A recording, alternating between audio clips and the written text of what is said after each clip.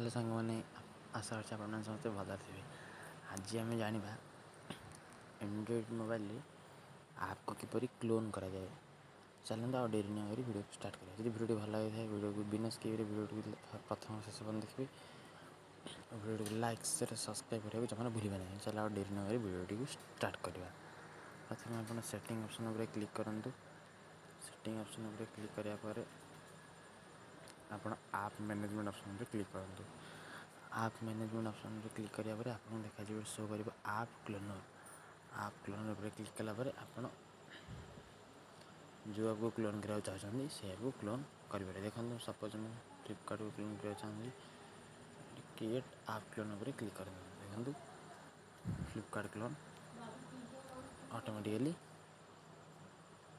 ହୋଇଗଲା। ଭିଡ଼ିଓଟି ଯଦି ଆପଣଙ୍କୁ ପସନ୍ଦ ଆସିଥାଏ ଭିଡ଼ିଓଟି ପ୍ରଥମ ଶେଷ ପର୍ଯ୍ୟନ୍ତ ଦେଖନ୍ତୁ। ଭିଡ଼ିଓଟି ଲାଇକ୍ ସେୟାର ସବସ୍କ୍ରାଇବ୍ କରିବା ଜମାରୁ ଭୁଲନ୍ତୁ ନାହିଁ। Thank you for watching my video.